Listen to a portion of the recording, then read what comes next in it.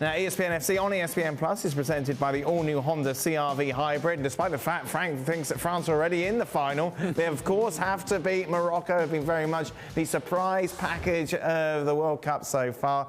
The first African team ever making it to the semi-final, and of course by association, they'll be the first team ever to go to the final. How's the feeling in France going into this tie, Frank? Well, you know, and I agree with that, you know, as I just said, you know, it's going to be a very difficult game. France has to score very early in the game if they want to hope that they will have a good win.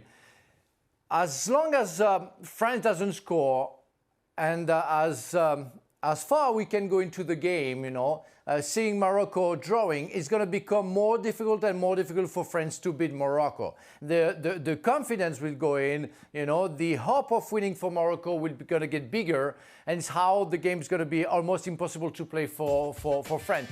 Morocco defensively are absolutely outstanding. Now, it's possible that Saïs, Romain Saïs, the former Wolverhampton player and the captain of Morocco, won't play. That will be kind of a drama for them. But definitely, you know, France will have to find a way to score a goal very quickly in order to make the game easier than it could be if they don't. Shaka, is it fair to say this will be a home game for Morocco? Absolutely, it will. Listen, of any team in this tournament, I think the Moroccan fans have had the biggest influence and impact on their own team. I saw Morocco against Spain. I saw them in their 1-0 win against Portugal. And make no mistake about it, the Moroccan fans do make a difference, more so than anybody else in this tournament. Morocco are very stern, very disciplined defensively. They don't panic. They not really bothered if you keep the ball, and then when they win it, they run at you with pace and give you a lot to worry about. So this is by far a foregone conclusion, and France can't afford to lose concentration on either end of the pitch, because if Morocco take the lead, I'm not sure that they come out at all, and as they continue to show, when they're determined not to be scored on, they give up very, very little. How do you see this one going, Ali? Well, I know Didier Deschamps is not going to do this. Oh. But if I were him, yes, please pay attention, Didier. This is a message for you. I would give the ball to Morocco. Right? I give the ball to Morocco and say, okay, all right, you have proven that you can defend very well. You have proven that you're comfortable sitting behind the ball and moving together and the fight and the energy with which they have played.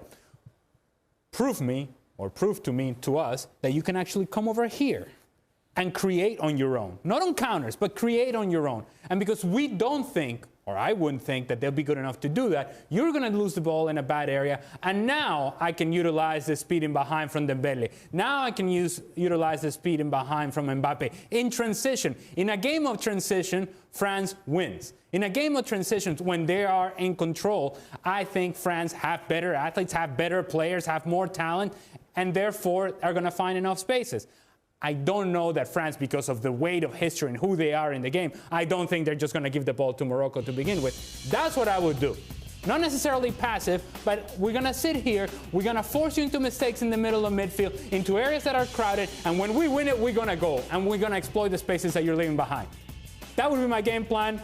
Nobody's going to listen to me. It doesn't sound very attractive on the eye, though. Well, I don't care. I care about advancing. Hold on. What happens if Morocco goes, oh, no. No, you have the ball. Well, where do we go? Yeah, well, obviously, Morocco's going to have to play a part in this, but this is the way I would set it up. My point is, I'm not going to sit all the way back if I'm France. I'm just going to invite you. I'm just going to invite you here. I'm just going to lure you over here so that you give me some space, so that then I can play in those moments of transition.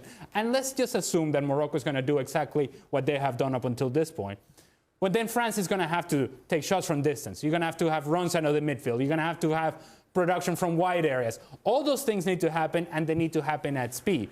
The key for the game, in my opinion, for France is going to be everything that they do in the attack has to be done at speed. If you do it slowly, if you move the ball slowly, if the movement of the ball is slow, then Morocco will sit in behind and will be easier to defend. Let's take a look then at everyone's predictions, shall we? Going into the second semi-final, no surprise, France are the picks of everybody. In fact, only Jules has got Morocco scoring. Frank thinks this is going to be convincing he's disagreed with Shaka for the first time today. Shaka's going for 2-0, which is the same as Ali and Stevie. We will, of course, be reflecting on that on the next edition of the show. Be sure to join us. Shaka, do you want to go and warm up now? I think you deserve it. Yeah, yes, thank you. Yes, thank you. Thank you. One more thing. Is Messi... No, it's all right. It's all right. It's okay, Shaq. I can't hear that. I can't hear you. I've lost you again.